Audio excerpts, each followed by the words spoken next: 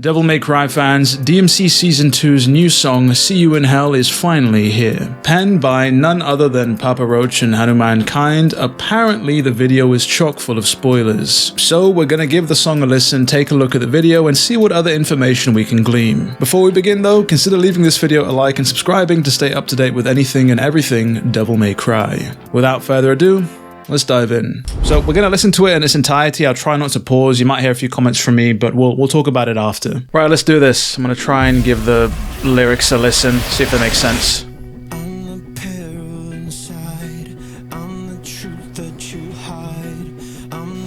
Okay. Kind of chromatic.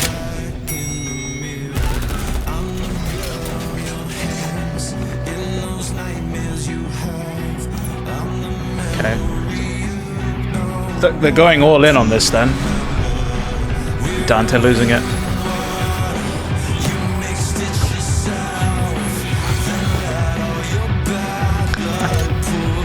Flying.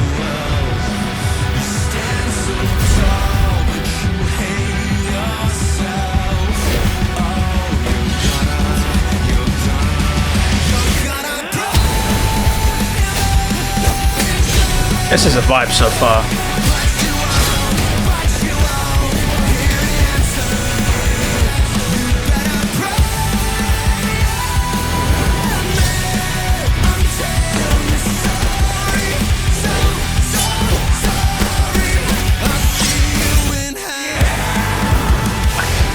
Okay, wow.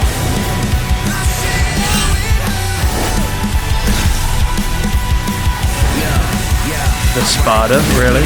Yeah, my questions don't have answers. My problems, no solutions. Only chaos and confusion. How it's always been. Yeah, can't. Oh, yeah. The cures and illusions through the pain. I keep it moving, see it till the end. Until we meet again. Wow. I make amends for all the things that harm me. We actually see the invasion of the mansion.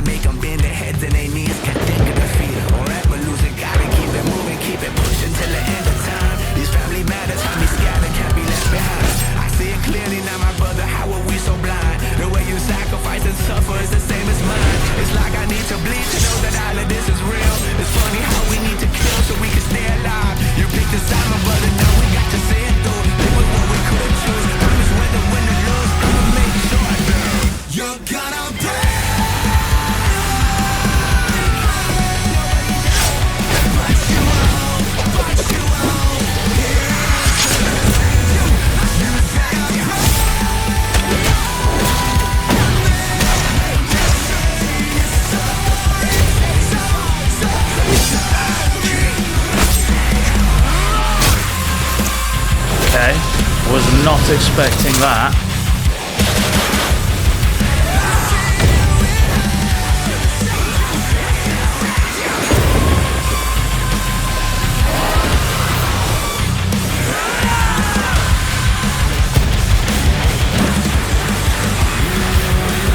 Okay. Harkening back to 3. Shit.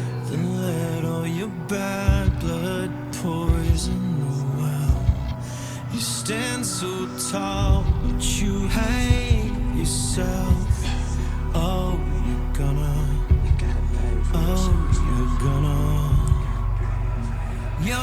pray like hell, but you won't hear an answer. That was straight out of DMC 3.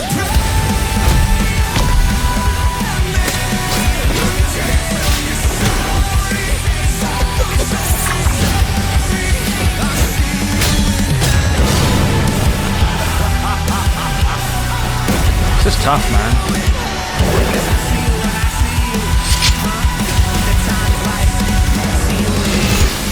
People are right though, there is so much going on here.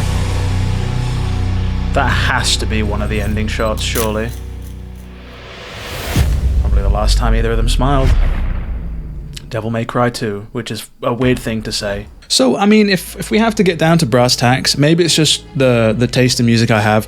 Personally, I thoroughly enjoyed that.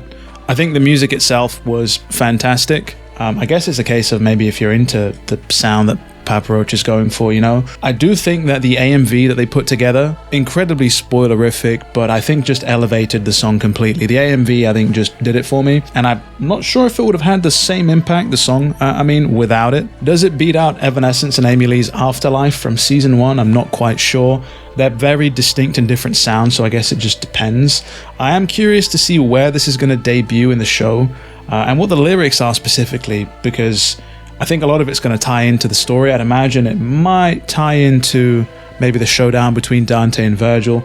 Maybe it's going to tie into whatever episode they do that potentially delves into the backstory of the Sons of Sparta in the show. This definitely helped bring the hype levels up just a bit more. You might agree, you might disagree. Let me know down in the comments below. I'm curious to see where this lands in people's expectations, but with that out of the way, let's finally dive into some of the footage we saw here, because there is a lot to talk about. Some of this footage, by the way, we'll have seen before, so I'll skip through them. We'll focus on the new bits, like this, for example. So we've got Vergil in the human world. No surprise, we see him fighting Dante, I think, in front of the Washington Monument. Have we seen this before? I don't think we've seen this, right? This is Vergil basically just going on a tear against some humans, Darkcom. I don't think this is going to end well for any of them, if I'm honest. This is the moment where Dante realizes that Vergil is alive, and he kind of just goes into a little bit of a, not psychosis, I don't know what you'd call this. Quite creepy.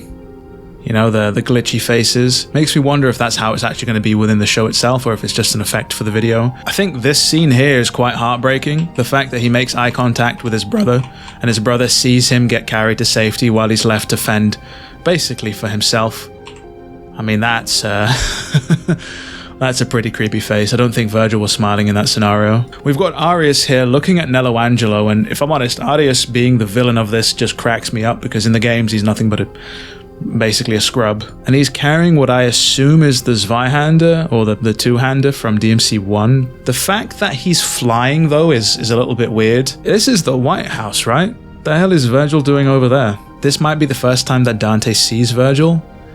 Yeah, and there's a bit of a disparity in their reactions. Vergil seems to be quite smug. Might just be me seeing things that aren't here, but Dante looks quite forlorn, almost as if he doesn't want to fight in this scenario before he kicks it up into gear. I like the fact that Vergil still fights with the Yamato sheath. It's a cool detail. I don't know my American landmarks, so I can't quite tell where exactly they are. Is that Abraham Lincoln behind him? Wow, and he pops his devil trigger. It's an interesting impact frame, Jesus. Interesting. So we've got confirmation that, yeah, the devil trigger definitely is Nello Angelo, which is a interesting decision. We've got Arius walking onto shot here. We've got a bunch of demons assaulting this place. I think this is where they're going to fight Dante and Lady, right? I think this might be the same scene. Are we supposed to believe that this is a young Arius, potentially? We've got Arius here on some sort of demon source already. Do we think this is the symbol for the Order of the Sword from DMC4? Do you think this is how they're going to start tying everything together? I thought this was an interesting choice. Arius is basically just a no-name in DMC2. It's Argosax who's really the main villain. I guess to make him more compelling and believable as somebody who could do some actual damage, they've had to give him the Sparta. How he's managed to get a hold of it, I have no idea. If this even is the Sparta, I mean, it looks so weird from this angle. We've got Vergil here facing off against Arius, kind of confirming that, you know, Vergil being the main villain here is a bit of a red herring, and it's Arius pulling the strings from behind the scenes. Then we've got the Sparta household. We saw some of this in Visions of V. So this is the moment when the Sparta household was initially attacked. We never saw this in the games, though we did see it in Visions of V. Vergil here is basically minding his own business, and Vergil's effectively minding his own business. I think in the manga, he was reading a book when he was attacked. Well, he was ambushed pretty much, but it looks here he almost just ends up getting hit right off the bat. Young Vergil crying onto the Yamato. I'd imagine by this point, I don't know if he's crying because of what's happened. I don't know if he knows that Mundus is the one that orchestrated the attack. Maybe he's crying at what he's remembering. No idea, but it's interesting to see that they're going down this line of thinking. Very much akin to what we saw in the DMC1 novel with Gilva. I would have loved to have seen them actually commit to Gilva as a whole, but I guess Vergil's just more iconic. Then there's more Vergil with the Yamato taking these demons out. It looks like they're pretty much bound and gagged. I'd imagine maybe Mundus has got them set up as training dummies for Vergil, which is a pretty savage way to go out. This sequence right here looks like it's still the fight with Arius. I would assume that's who's throwing these at him. And I still can't place where this is going to happen. I think this has to happen at the end of the season. I think maybe Vergil comes to his senses about who orchestrated the attack on the family, and maybe he decides to stay in Hell to go find Mundus. I mean, he looks like he's about to obviously pull his devil trigger. I don't know why we keep saying pull. Activate his devil trigger, that probably makes more sense. And he's about to basically just fly off. This has to be when Ardius finally comes to power. These people look like they're just scared out of their mind. Dante and Lady fighting back to back. Then we see Vergil using that. Do we think that that's Ebony? Dante's Ebony? I'm not quite sure. Looks like it. We've got Lady fighting back against Darkcom, so she does drop the uniform and finally come to her senses eventually. She's absolutely going to town on this fool, but if we take a look, it looks like she's got her iconic scar here. So I'd imagine maybe that's kind of the moment where things change. Maybe the scar has something to do with some sort of turn of events that basically force her to leave Darkcom. Doesn't look like she has the scar at all, and it looks like she's already left Darkcom, so who knows what's going to happen. Did not see that coming at all. He manages to put that in pretty deep as well. Right, Vergil, calm down. Right, who's getting their head ripped off here, though, is what I want to know. Do we think it's a random human? Do we think it's Baines from Darkcom? Because it looks like Ardius does take over, right? And Baines just becomes a non-essential. This right here is creepy as all hell. This must be something to do with Dante's inner trauma. This moment here with Mundus is actually quite interesting. Initially I thought this was Vergil, maybe at the end of the show coming back to fight him, but if we look closely at this sequence of events here, that's a young Vergil facing off against Mundus. So either Mundus is training Vergil literally himself, or maybe at this point a young Vergil knows the truth and this is him rebelling before he's ultimately just has his mind broken and becomes, the Vergil that we see doing his bidding. Not sure I know what demon this is, but the more that I see the stomach and the fire, I'm assuming it might be Goliath from DMC5, which is an interesting redesign. Obviously, hark back to DMC3 with Mission 3, for those of you who managed to beat Cerberus, you know, the big skill check in that game. This right here, though, I thought was interesting. We never really saw what happened to Dante and Vergil's mother. It was always alluded to, but never shown. But then if we see the next scene, we've got Vergil here in the midst of fire and brimstone, so I'm assuming maybe he's going through some sort of trauma, remembering what happened. Maybe he's being shown the truth here. Vergil looking quite solemn. I mean, he's shaking in this scene here, so maybe this is him coming to grips with the truth. We rarely ever see Vergil this worked up, so it must be something pretty big. We've got Dante falling here with a grievous wound. I did think this was quite interesting though, because it looks like he's falling from the human world into the demon world, it looks like. Lots of imagery around the Sparta household. This whole season, I think, is going to be the Sons of Sparta coming to grips with what happened, and obviously learning the truth about each other. This is like ripped straight out of DMC3 and Mission 18. This scene here was a little bit confusing. So we've got the Sparta between them, of course, but we've got Mundus in Vergil's corner here. Do we think at this point that Dante knows the truth and Vergil doesn't? This literally has to be the scene just after. We've got the Sparta right in front of him. This sequence here must be when Ardius comes to power. We can literally see him rising in flames. So maybe this giant thing has to be whatever Ardius turns into. I can't imagine it being Argosax, though it would be cool if they did harken back to the Argosax Mundus fight that went on amidst or just before DMC 1 and 2. It says, again though, what do we think about this Sparta redesign? Reminds me a lot of Soul Calibur or Soul Edge. So that was Devil May Cry Season 2's See You in Hell. Really liked the song.